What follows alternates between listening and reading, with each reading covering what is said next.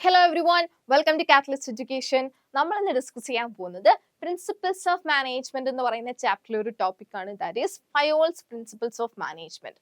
Henry ഫയോളിന്റെ 14 principles ആണ് നമുക്ക് ഈ ചാപ്റ്ററിൽ പഠിക്കാനുള്ളത്. അദ്ദേഹത്തിന്റെ 14 പ്രിൻസിപ്പിൾസിൽ ചില പ്രിൻസിപ്പിൾസ് റിപ്പീറ്റഡ് ആയിട്ട് എക്സാമിന് എപ്പോഴും ചോദിച്ചു കാണാറുണ്ട്.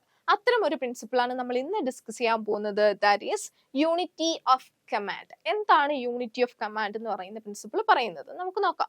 An individual employee should receive orders from one and only one superior at a time. എന്താ പറയുന്നത്?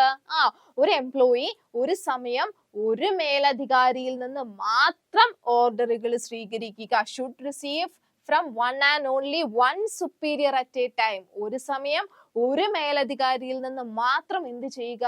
ഓർഡറുകൾ സ്വീകരിക്കുക. And be answerable to only one superior. എന്താ പറയുന്നത്?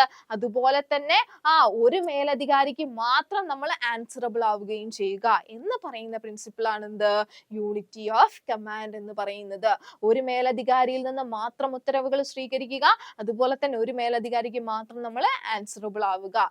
ഇനി ഒന്നിലധികം പേരിൽ നിന്നുണ്ടാവുന്ന സമയത്ത് നമുക്ക് എവിടെ എന്തുണ്ടാവും? കൺഫ്യൂഷൻ ഉണ്ടാവും എന്നാണ് പറയുന്നത് അല്ലെ. നമുക്കറിയാം, ഇവിടെ നോക്കുന്ന സമയത്ത് ഒരു മാനേജറെ നമുക്ക് കാണാൻ പറ്റുന്നുള്ളൂ അല്ലെ. ഒരു മാനേജർ, അദ്ദേഹത്തിന്റെ കീഴിൽ എന്തുണ്ട്? ഓരോ എംപ്ലോയീസ് ഉണ്ട്. സോ എ എന്ന് പറയുന്ന എംപ്ലോയിനെ സംബന്ധിച്ചിടത്തോളം എ എന്ന് പറയുന്ന എംപ്ലോയി ആരിൽ നിന്നാണ് ഓർഡറുകൾ സ്വീകരിക്കുക? എം എന്ന് പറയുന്ന നമ്മൾ ഒരു മാനേജറിൽ നിന്ന് മാത്രമേ എന്ത് ചെയ്യുന്നുള്ളൂ? ഓർഡറുകൾ സ്വീകരിക്കുന്നുള്ളൂ. ബി ഒരു മാനേജറിൽ നിന്ന് മാത്രമേ ഓർഡറുകൾ സ്വീകരിക്കുന്നുള്ളൂ. സി ഒരു മാനേജറിൽ നിന്ന് മാത്രമേ ഓർഡറുകൾ സ്വീകരിക്കുന്നുള്ളൂ. അപ്പൊ അവിടെ കൺഫ്യൂഷൻ ഉണ്ടാവോ? ഇല്ല, അവിടെ ഒരു കൺഫ്യൂഷൻ ഉണ്ടാവില്ല. ഇവര് മാനേജർ പറയുന്ന ഓർഡറുകൾ സ്വീകരിക്കാനും അത് കൃത്യമായിട്ട് ചെയ്ത് അവർ ചോദിക്കുന്ന ചോദ്യങ്ങൾക്ക് ആൻസറബിൾ ആവാനും ആർക്ക് സാധിക്കും? ഈ പറയുന്ന എംപ്ലോയീസിന് സാധിക്കും. ക്ലിയർ?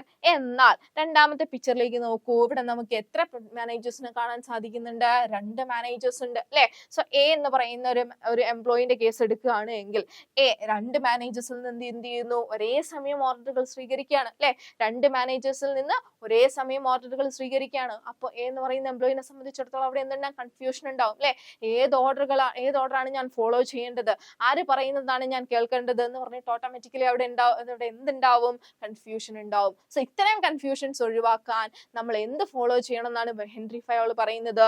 യൂണിറ്റി ഓഫ് കമാൻഡ് എന്ന് പറയുന്ന പ്രിൻസിപ്പിൾ ഫോളോ ചെയ്യണം. അതായത് ഒരു മാനേജറിൽ നിന്ന് ഒരു സമയം നമ്മൾ ഓർഡറുകൾ സ്വീകരിക്കുക, അതുപോലെ തന്നെ ഒരു മാനേജർക്ക് മാത്രം നമ്മൾ ആൻസറബിൾ ആവുകയും ചെയ്യുക എന്ന് പറയുന്ന പ്രിൻസിപ്പിൾ. ക്ലിയർ? സോ മറ്റൊരു ടോപ്പിക്കുമായി അടുത്ത ക്ലാസ്സിൽ കാണാം.